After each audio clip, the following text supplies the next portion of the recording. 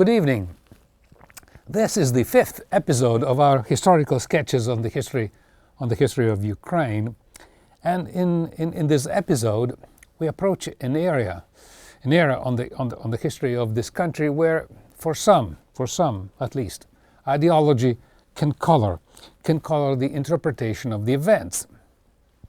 Ideology, you can probably agree, is similar to polarized glasses, or if you like, filters, polarized filters. Irrespective of what the landscape or the objects may be, the filter changes the landscape, or if you like, distorts the objects. Therefore, the filter becomes a kind of gateway to reality, or rather to perceived reality. And here is an example from times past. As you know, Galileo in the 1600s invented, or at least improved, the performance of the telescope. And with this new and improved model, Galileo discovered that the sun had spots and that Jupiter had satellites.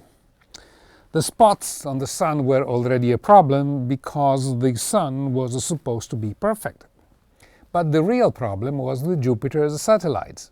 For, as you well know, the model of the universe at the time saw the Earth at its center and every other celestial object rotating around the Earth. Therefore, Jupiter's satellites destroyed that model, if you like. And it is said that the Bishop of Pisa, where Galileo resided at the time, that the Bishop of Pisa issued what was called a pastoral letter. And the letter stated that it was sinful to look through a telescope because it showed objects that did not exist. And in the same way, ideologues, I must say, especially neoconservative ideologues, it is as if they were telling themselves that it is sinful to look at reality because it does not exist as such. Reality is what their imagination wants it to be. But let's return to Ukraine, where in the previous episodes we left as the Russian Revolution had exploded, followed by the Civil War. The effects of which revolution and the Civil War, of course, affected Ukraine. That had been part of Ukraine had been part of Tsarist Russia for 100 years. But to understand what happened in Ukraine, we must touch briefly on the Russian Revolution. Previously, we saw how in 1917, following the peaceful abolition of the monarchy, there arose two power centers in Russia: the provisional government, whose leader was Alexander Kerensky, and the Soviet, or Council, the Council of Workers and Soldiers. And as far as Ukraine was concerned, its actual geographical and ethnic combination combined four countries: Poland, Czechoslovakia, Romania, and of course Soviet Ukraine now. From this quilt of lands, there emerged the Soviet Ukrainian state, which in close alliance with Soviet Russia was to survive for 70 years until the end of the Soviet Union. The documents proclaiming the new Soviet national identity of Ukraine were called the Universals, of which there were at least three. And I read from the first Universal: "Let Ukraine be free, without separating from Russia, without breaking with the Russian state. Let the Ukrainian people have the right to manage their own life on their own soil." And this topic Universal Declaration happened in June 1917, when in Russia Kerensky's provisional government was still in power. And between 1917 and 1920, the history of Ukraine mostly paralleled what was happening in Russia.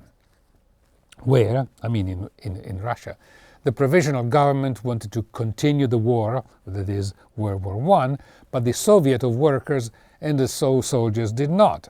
However, the military began to disintegrate, and the war with Russia the war with Germany ended with with Germany ended with the Treaty of Brest-Litovsk in February 1918.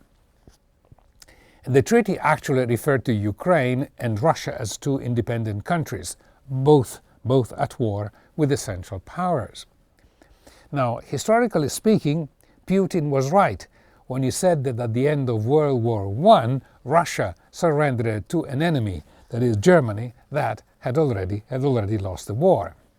But, as Shakespeare would say, what can be avoided whose end is purposed by the mighty gods. And what happened next in Russia had a profound influence on the future of Ukraine itself. The provisional government was swept away. The Soviets, the councils of workers and soldiers, that is, split into Mensheviks, who represented the majority, notwithstanding that the name means minority, the Mensheviks and the Bolsheviks, which roughly means the more powerful, the majority, in the sense.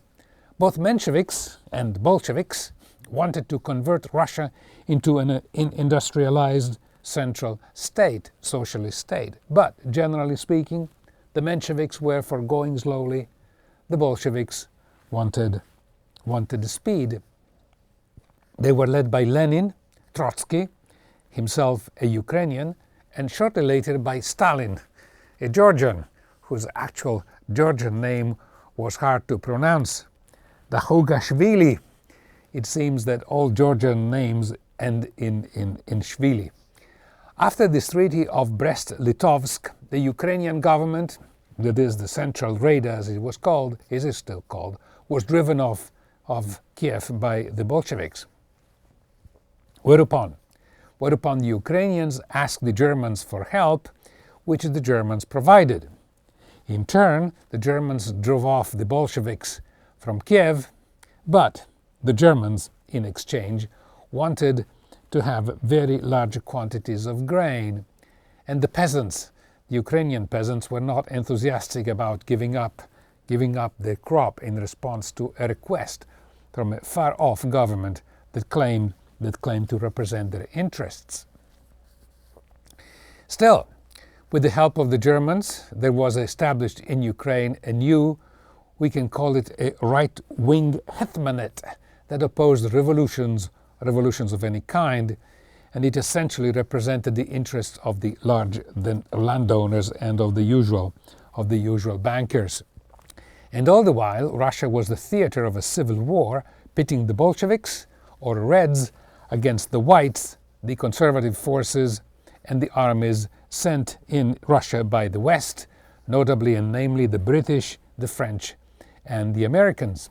For this, the Russian Revolution appeared at first, to the outside world, the first realistic and possibly authentically successful popular revolution in history, fueled by egalitarian, if you like, communistic ideas. There had been several in the past egalitarian revolutions, starting with Huss, with Wycliffe and his Lollards, and the Luddites of the 19th century in England, and the peasants in Germany at the time of Luther. But all these revolutions failed. In Ukraine, when the right-wing hetmanate that we talked a few moments ago lost support, it collapsed and was replaced by what was called the Directory of the Ukrainian National Republic, which this directory proclaimed both independence and the union with the Galician that we saw in the previous episodes, the western part of Ukraine. But this directorate only lasted 2 weeks. The Ukrainian Bolsheviks, apparently without the knowledge of Lenin, took the initiative of dislodging the directory and substituted with the Ukrainian Soviet Socialist Republic. There followed anarchy, especially in the countryside. You can imagine, with the civil war raging and the old order being essentially eradicated from its roots. Eventually, in December 1922, the Union of the Socialist Republic of the Soviet Union came into being, a long name, which was actually a federation at the beginning comprising 4 republics: Russia, Belarus, Ukraine, and the Transcaucasian lands. Eventually, 9 republics were established. The terms of the federation were enshrined in what was so-called the Treaty of Union between the Russian Soviet Federated Socialist Republics and the Ukrainian Soviet Socialist Republic.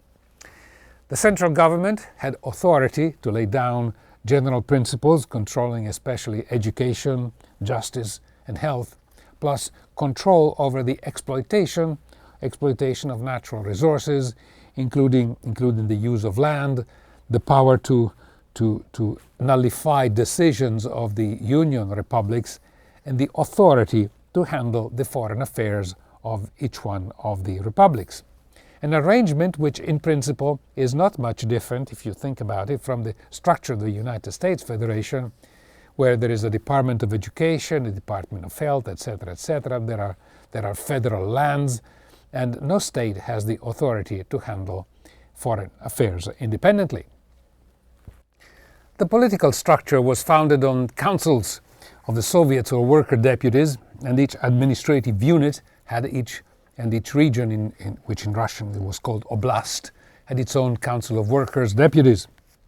The supreme legislative organs of the state was the Congress of the Soviets, which was composed of 2 chambers, one of the Soviet of the Union, and whose members were elected, and the other Soviet of nationalities, which represented 60 different nationalities with a fixed number of deputies from autonomous regions and national districts.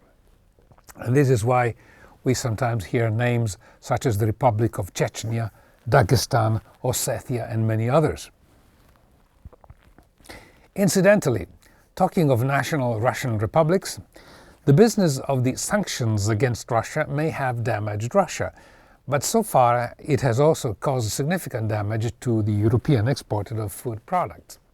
And some of our viewers may have tasted at one time or another the Italian dessert called tiramisu. Now, one of the essential ingredients of this dessert is a special creamy cheese called mascarpone. With the sanctions, Russia had to become independent, even on such a relatively obscure fare. It is now produced in the Russian Federated Republic of Altai, almost at the border with China, as you see in the picture.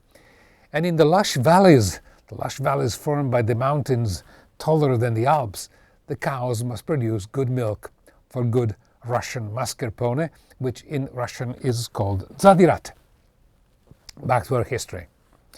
In 1923, the Soviet Ukraine was Ukrainianized. Emphasis was given to promoting the Ukrainian language and the Ukrainian culture. And this indigenization, if we want to call it this way, made also political sense, as it would assure a centralized control of the countryside via local homegrown political leaders. Therefore, by another one of those unpredictable twists of fate, it fell, paradoxically, on the Soviet Union to establish, to implement, and to celebrate the triumph of the Ukrainian language, of the Ukrainian ethnic identity, and of Ukrainian culture, something that never happened before. But why? Why, some viewer may ask, emphasize the in-principle role of nationalities when, if anything, they should have been discouraged by the Soviet Union, if not actually repressed, to reduce the possibility of secessions? To resolve this apparent paradox, we must refer to another subdivision in the theories of nationalism, as defined by Lenin. Lenin identified 2 types of nationalism, and a somewhat different classification from the one that we've seen in previous episodes. In Lenin's classification, there is 1, the nationalism of the oppressor, of the oppressing country, which was a manifestation of the rivalry induced by the race for colonial markets, and 2, the nationalism of the subjected people who were exploited by colonial regimes. Applied to Eastern Europe, the Russia of the Tsars, according to Lenin, represented the oppressive, if you like, the oppressive type of nationalism, and Ukrainian nationalism instead represent the second type, the nationalism of the downtrodden. This nationalism could be encouraged as a step along the road towards the future of a totally egalitarian society. We should then not be surprised if the Soviet Union, for the first time in her history, helped to transform the Ukrainian Republic into a country that was Ukrainian in fact and Ukrainian in name. And go and say that to the current junta in Kiev. There were several related developments. Changes in the government leadership reflected the Ukrainianization. All outstanding national leaders that had emigrated before were encouraged to return home. And all this resulted in undeniable, remarkable achievements in education and in all areas of modern Ukrainian culture. In 1925, laws were enacted to accelerate the use of the Ukrainian language in business and in public science and other official forums. And in schools, the two main languages of instructions, Ukrainian and Russians, became obligatory throughout Soviet Ukraine. The cinema was especially welcomed by Soviet authorities because of its ability to convey political and social messages throughout a medium accessible to a large number of the population still illiterate or at least semi-literate. Religion was not outlawed, but the activity of all the churches was restricted. By and large, however, the Marxist view prevailed that religion was the opium of the people, a palliative to relieve the pain of living. But as we know, things never stand still. The danger of excess, of going overboard, is inherent in any policy. And by 1928, there were concerns that an excess of Ukrainization may lead to the growth of what was called national deviationism and the growth of capitalism. And now we come perhaps to the more sinister part of the history of Ukraine, the business of the displaced kulaks and the concurring famine. The policy of the new government was that all land should belong to those who work it. And in practice, this meant that peasants had the right to hold land from former larger estates for a period of up to 9 years. But the idea in itself, which you call unobjectionable, had created an unexpected problem. Some peasants were richer than others, and this created clashes among them. And to resolve the problem, the authorities eliminated those peasants whom they perceived as being anti-revolutionary by authorizing the seizure of their land owned by the so-called kulaks. And kulaks were defined as those who owned more than 80 acres. And this resulted in a peasant war against the Soviet authorities. And one aspect of the authorities that the authorities overlooked is that land for a farmer is in a way part of his persona. That is, it is much more than a simple topography or property. And the central authorities, now under the direction of Stalin, set themselves to eliminate the kulaks by deporting them to other areas of the Soviet Union. And this measure, coupled with a very unrealistic 5-year plan for agriculture, resulted in the well-known Ukrainian famine of 1933. Though paradoxically, the Dnieper part of Ukraine and the neighboring region in the northern Caucasus were exporting grain at the same time. And this is not historically a unique event. You may recall that during the period of the Irish famine of the 19th century, there was a brisk export of foodstuff from Ireland to England. And also, in fairness to history, the famine of 1933 in Ukraine must be also seen in the context of the world situation at the time. In America, it was the time of the Great Depression, the time of the soup kitchens, of desperate and widespread poverty, to the point that when, as you know, when Roosevelt implemented the New Deal, he was accused of being a communist. Still, under whatever perspective it is examined, the famine of 1933 in Ukraine was an unmitigated disaster caused by bureaucratic and political mismanagement, following which the process of Ukrainization had a bit of a halt. And this more or less paralleled the political purges that occurred in Russia at the hand of Stalin, accompanied by an extreme fear of non-orthodoxy. The terrible purges of the mid-30s seemed to confirm the general observation that revolutions often end up killing their own children, as it happened with the French Revolution. Entire lines of communist leaders were removed or tried and executed for being counter-revolutionaries. Eventually, Stalin sent Khrushchev, a name now nearer to our times. He sent him to Kiev, but he had to be appointed as acting first secretary because due to the purges there was no one left in the Central Committee to elect him. But the problems of the 1930s became relatively minor compared to the great impending disaster that was gathering nearer, which was, of course, World War II. And we would unduly lengthen our sketches on the history of Ukraine if we were to cover the antecedents of World War II, except that, as far as Ukraine is concerned, there is an interesting and not well-known historical curiosity. Canonical history tells us that World War II started when Germany invaded Poland. But the first actual historical shots were fired in the Ukrainian province of Transcarpathia, because Hungary, allied to Germany, occupied some lands in Carpathian Ukraine, that is, Transcarpathia. To defend themselves from the Hungarian incursions, Transcarpathians established an independent military force in 1938. Eventually, Hitler gave the Hungarians the approval for invading Transcarpathia. The military government had to flee in a hurry, and we can then say and conclude that the Sarajevo of World War II occurred in Transcarpathia in March 1939. But to throw confusion in the process, Germany proposed and Russia agreed to sign the Non-Aggression Pact in August 1939, which is perhaps one of the most paradoxical pacts ever made between two irreconcilable enemies. And the pact provided for a trade agreement, including credit to the Soviets, of a 10-year non-aggression plans, and an agreement on establishing a limitation line between the two allies should the war break out and Poland be invaded. The pact proposed by Germany, as I said, and the foreign minister Ribbentrop flew to Moscow to sign it. And this development was unexpected by the Russians. In fact,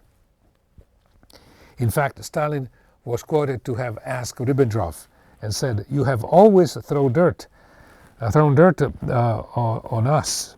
He actually used a stronger impression than dirt, but now why do you want to become friends? And Ribbentrop replied that the West was hostile to Germany more than Russia was, which was true in a sense, but we also know that Hitler needed some time to conquer the West before attempting to conquer Russia. As to why the Russians agreed to the treaty, we must remember that from day one, or at least from day two of the Soviet Revolution, the Western powers had done everything possible to destroy the USSR. In fact, the US only recognized Russia in USSR in 1933, and therefore the Ribbentrop-Molotov Pact promised, at least on paper, the reduction of an ever-present menace for Russia by the combination of Hitler and other Western allies or countries. Then, as we know with the wisdom of the after times, Germany ignored the treaty and invaded Russia, including Ukraine. Hitler had promised to build the Third Reich, which reminds me, do you know it was called the Third specifically and not the Second? Well, the first was the Holy Roman Empire of Charlemagne, who was the emperor of the Franks, while the Franks were actually Germans, as we saw in another episode.